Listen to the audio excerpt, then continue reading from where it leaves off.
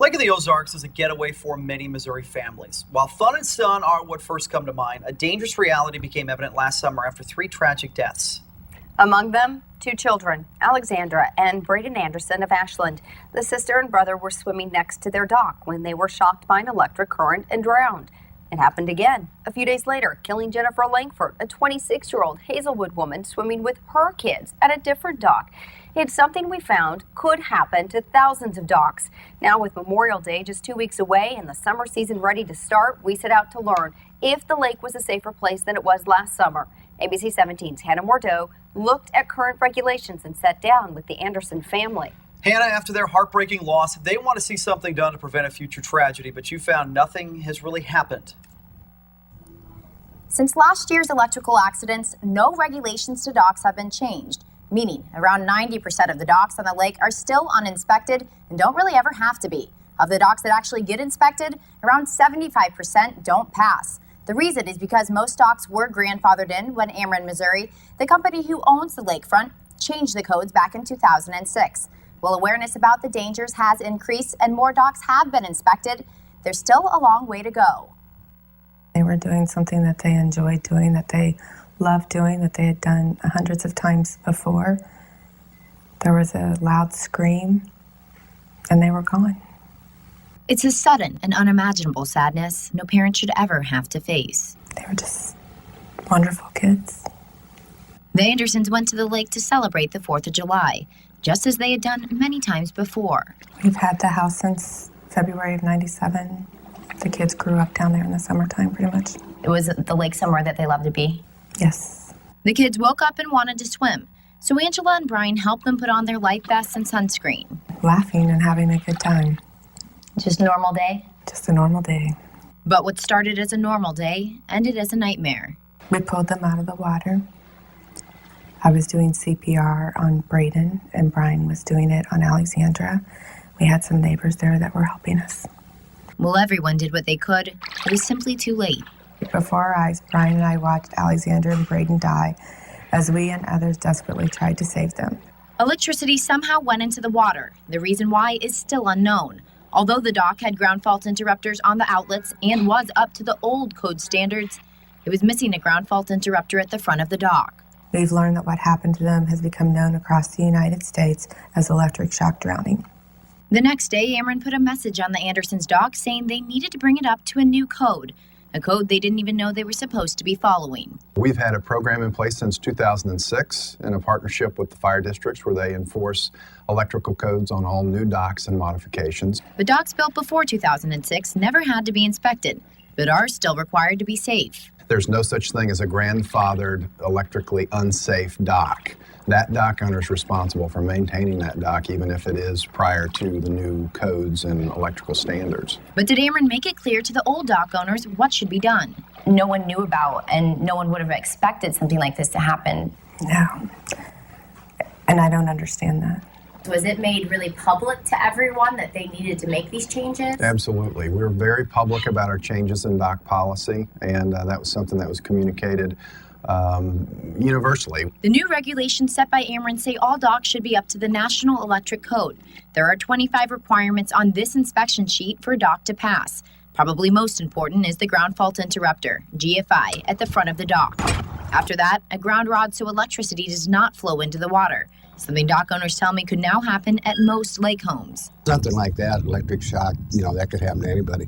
I spoke with neighboring dock owners, all who say they didn't know about the regulations. Your dock, before all of this happened last summer, had it ever been inspected? No. We bought it like this. Bill Martin's dock has been on the lake for decades, and even he had a close call in the past. When I reached in to get a fish one day, I got tingled. He rewired it after Alexandra and Braden were killed only feet away, but tells me before that, he had no idea. Did you ever know by Ameren after 2006 that it was something you should do? No, not really. After Alexandra and Braden lost their lives, 26-year-old Jennifer Langford was killed at a different dock days later. Finally, Ameren sent this letter to everyone on the lake saying it was their responsibility to keep their docks up to code, something firefighters tell me didn't happen in 2006, but Ameren says did in 2009. Why so few docks that have been made safe? Well, most people are unaware of it. They're not here all the time. But since the 3 deaths last summer, the calls started pouring in for dock inspections. Literally thousands of docks last summer were inspected and upgraded. I met with firefighters who are getting those inspections done. Over the last year, they've been pushing education and even offering to work for free. How many docks have been checked? Anywhere from 100 to maybe 170 per fire district. They had 64 docks, an inspection on all of them, and 74% of them did not pass inspection. Has that been pretty typical? I would say that's pretty typical of whole lake area. Since the tragedy on this dock nearly 1 year ago, the question still remains if the lake is any safer. There's around 25,000 docks in the lake area, and we've probably only looked at maybe 10% of the docks. That's 90% of the lake that could still be at risk. Plus, a large portion of it has no building codes, so no rules for docks. These up here that are unshaded, these are what we would consider uncoded. 32% of those docks are in areas where there's currently no enforcement of the program. No code adopted by any governmental agency, and they have no inspectors to go out and look at those docks. The Andersons Lake House falls in this category, an area where no one is making sure nearly 8,000 docks are protected.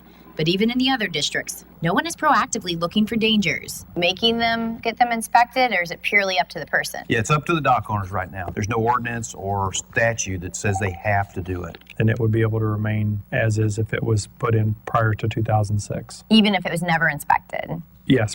As far as a proactive going out there to make sure that everybody is testing their GFCIs, that's not happening. That's crucial for property owners to do. If the property owner doesn't, then the only way for the fire department or Ameren to intervene on a grandfathered dock is if they find out it might be putting lives in danger. What happens? We absolutely will cut power where there's a threat to life safety. The problem is if they don't find out, everyone still shares the lake.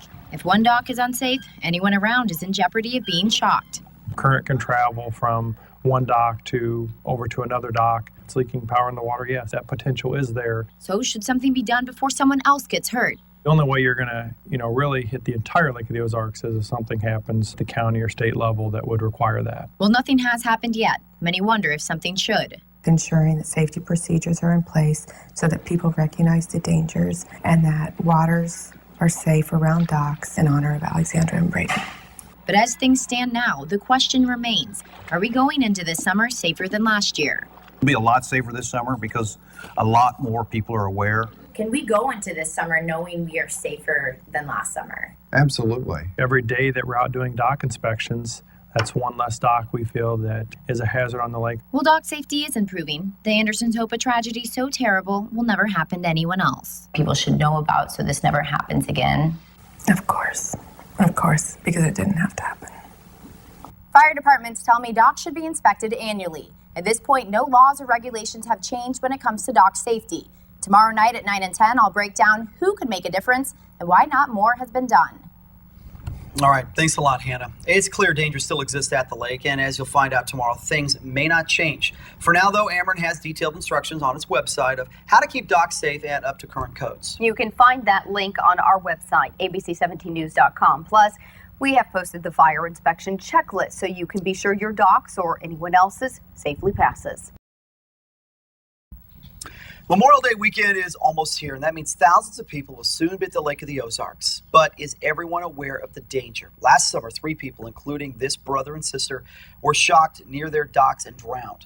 Officials we talked to in a special report last night said they think the lake is a safer place than last year. But the fact is no laws have changed to enforce safety codes on docks. And ABC 17's Hannah Mordeau found out they may never change. Right now, 90% of the docks at the lake have never been inspected. That's because regulations allow older docks to get a pass. Some county zoning laws don't require it or don't even exist, and there are just too many docks. I dug into the current regulations and found there are few plans to address these obvious dangers. Now, family of victims tell me something needs to be done so a tragedy like this never strikes again. But I found keeping people safe may not have a simple solution. One's too many. But unfortunately, we had the ones we had last year, and our goal is not to have another one. Tragic, but maybe we're going to save lives down the road. So that's a positive that comes out of this. This year, everyone at the lake shares the same goal of keeping people safe. We need to make sure that when people come to the lake, for this season that they inspect their docks. But with nothing to force grandfather dock owners to do that, the chance of tragedy still exists. The problem is nobody thought about it. Nobody thought about it. And until we had this incident with the tragic deaths this year, I didn't. Everyone's on their own out there right now. How can that happen? Well, that's a public-driven thing on whether they want code standards set in place and inspections done. So now that everyone is aware of the danger, should more stringent regulations be adopted to make sure everyone stays safe? It starts with personal responsibility, but then you're right. We have to go on to the greater good, which then brings in those political subdivisions. Ameren, Missouri is the one entity overseeing the entire lake, but it's just a business. The lake itself crosses into 4 counties: Benton, Miller, Morgan, and Camden. All have different building codes and different planning and zoning laws. Each has cities that can have various laws as well.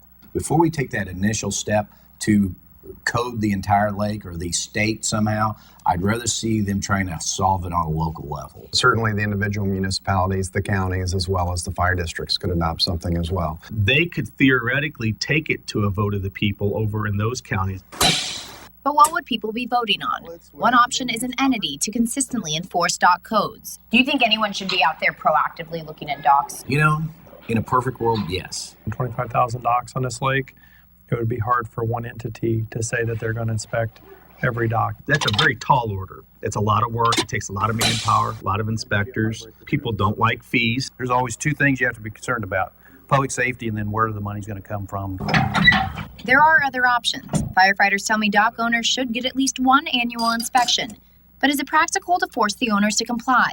It would definitely be more helpful for us if there was a statewide code for that. Is there something that says you have to do this every year? No.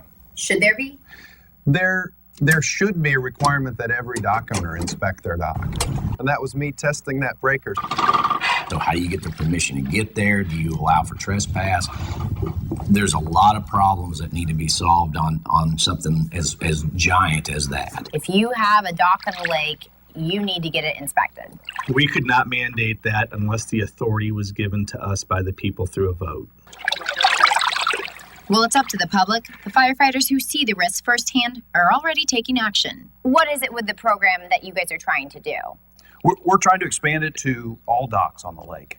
And how we get there, we don't know that because of so many docks. Right now, there are around 25,000 docks at the lake. Most of them have never been inspected, and around 8,000 fall in uncoded territory.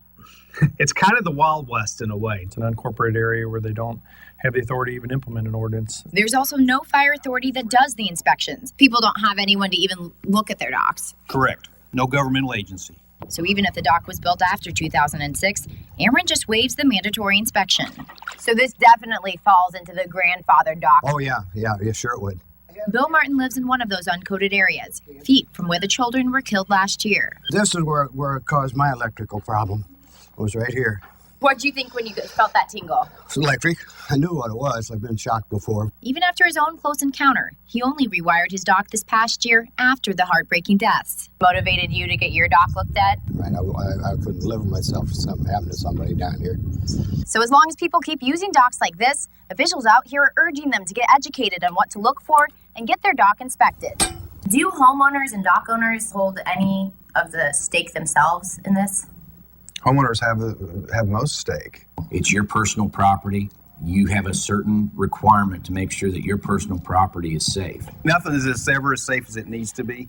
All we can do is work towards that. As more people get educated, the lake inadvertently gets safer. Absolutely. The problem is, even if you make sure your dock is safe, there's no guarantee your neighbor's is. Your dock can be perfectly fine, but you could still get electrocuted by your next door neighbors that's 200 or 300 feet away.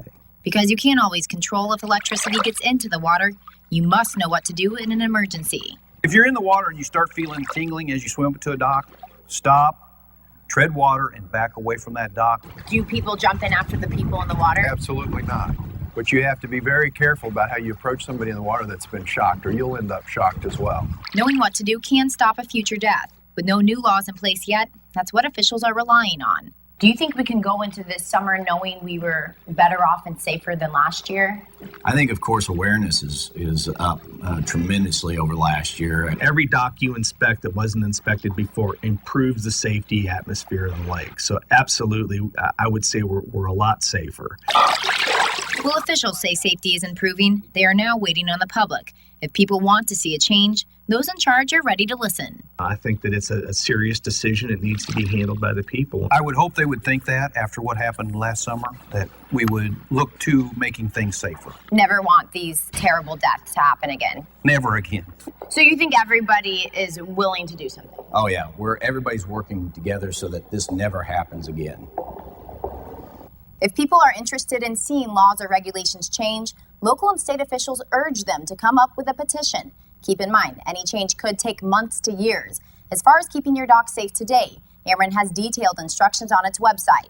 You can find a link to that on our website at abc17news.com. Plus, we've posted the fire code checklist so you can find out exactly what needs to be on your dock.